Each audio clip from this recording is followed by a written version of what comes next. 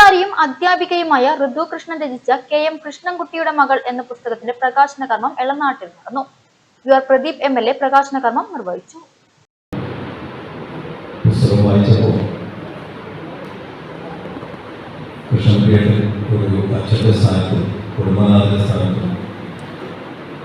ആ കുടുംബത്തിന് എത്ര വേണ്ടപ്പെട്ടവരായിരുന്നു എന്നത് നമുക്ക് ആ പുസ്തകം നോക്കിയാൽ മനസ്സിലാവുകയും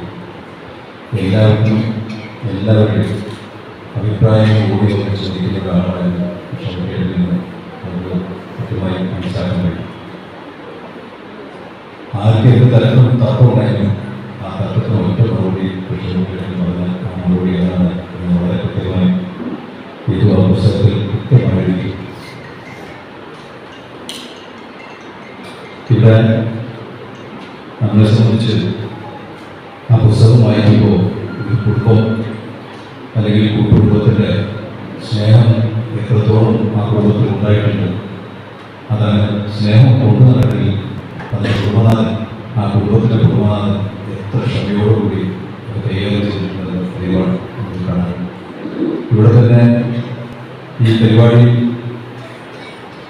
പങ്കെടുക്കുമ്പോൾ നമുക്ക് തന്നെ ഇവിടെ കാണാം ആരുടെ മുഖം ചിരിച്ച മുഖത്തൂടെ അല്ല ഇരിക്കുന്നത്. കർഷക സംഘം മേഖലാ സെക്രട്ടറിയും CPM എളനാട് ലോക്കൽ കമ്മിറ്റി അംഗവുമായിരുന്നു കെ.എം. കൃഷ്ണൻകുട്ടി.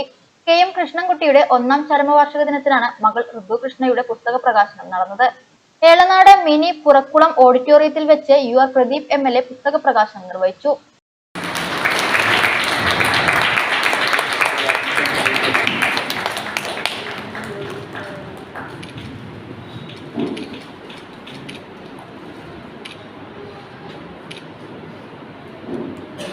CPM ജില്ലാ കമ്മിറ്റി അംഗം P.A. ബാബു അധ്യക്ഷനായിരുന്നു. അധ്യാപിക ശ്രീജ പ്രേം പുസ്തക പരിചയം നടത്തി. യുവർ പ്രദീപ് എം.എൽ.എ കൃഷ്ണൻകുട്ടിയുടെ പത്നി ഓമന കൃഷ്ണൻകുട്ടിക്ക് പുസ്തകം കൈമാറി പ്രകാശന കർമ്മം നിർവഹിച്ചു.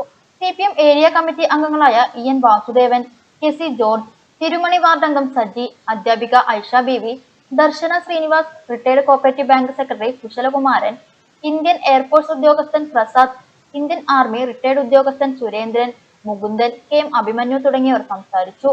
എഴുത്തുകാരിയും അധ്യാപികയുമായ ഋതു കൃഷ്ണ മറുപടി പ്രസംഗം നടത്തി. എനിക്ക് സത്യത്തിൽ കൃഷ്ണന്റെ അച്ഛനെ നേരിട്ട് കാണാനുള്ള ഭാഗ്യം ഉണ്ടായില്ല. ബാക്കികളിലൂടെ വരച്ചു കാണിക്കാനുള്ള കഴിവ് അല്ലെങ്കിൽ അവർക്കുണ്ട്.